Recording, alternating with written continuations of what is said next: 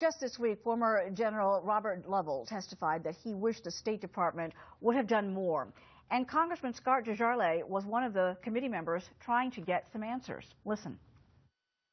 In your opinion, what was the holdup? You testified earlier that the CIA knew, the military knew, the State Department knew that this was a terrorist attack, yet somebody was holding this process back. Who was it?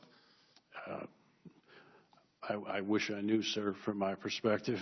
Well, it appeared that State Department was the conduit for the ask.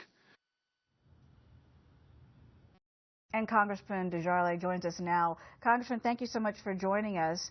I know that there was some compelling testimony this week from that hearing. I'd like to know from you, what was the biggest takeaway from this week's hearing, and do you think the new Select Committee will be able to dig deep and get answers to questions like why the White House continued to say that the Benghazi attacks were a response to a video and not a coordinated attack against our consulate? Yeah, I think that they will have that opportunity. It was clear that documents were withheld, and very important documents. So I don't think anymore there's any question that it's almost 100% certain that the White House misled the American people before an upcoming election, as well as the State Department. And you heard General Lovell say that the State Department was the conduit for action. The bottom line is we had Americans who were bleeding, waiting for help that never came. And the general testified that he thinks he doesn't know whether or not we could have saved them, but the bottom line is that we should have tried.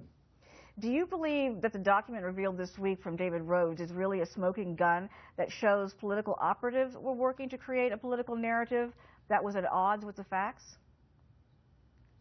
Well, there's no question within hours they all knew that this was a terrorist attack, but for some reason they decided to move forward with this story about the YouTube video. And I don't think that anything is really new right now other than Republicans are arguing with Republicans about how right we are. And this is their story. They're sticking with it. They want to move forward with this facade, if you will.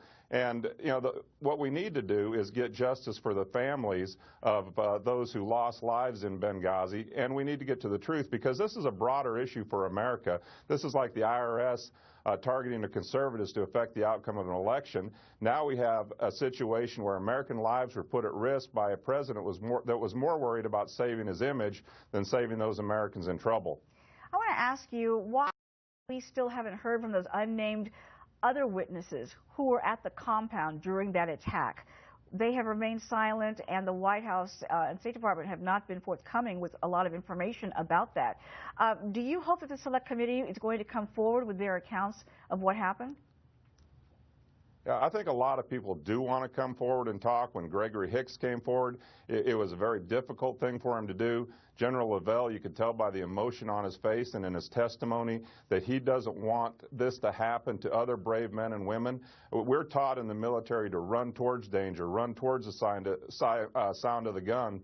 But in this case, the State Department, the White House were keeping this from happening, and that's just, you know, it's unacceptable. It's sickening, really, that they would do this for political reasons. So the Select Committee can cross lines of jurisdiction. You know, the way it stands now, several different committees have been working on this, and clearly there's more evidence out there that was not turned over to us. For some reason, this administration has forgotten about the three branches of government and thinks that the legislative branch is irrelevant, and certainly our committee and the oversight of their actions has become irrelevant. So we need to restore faith in the American people. They need a reason to trust in their government, and for some reason, you know, this administration that claimed to be the most transparent is probably the most secretive, and that's unacceptable moving forward. It shouldn't matter whether it's a Democratic president or a Republican president. Moving forward, this is unacceptable behavior, and you know, this is why it's so important that we get to the bottom of it. Congressman, thank you so much for joining us with your insights, and of course we'll keep posted on what develops as we move forward with this investigation. Thank you. Thank you, Emma. And now we want to hear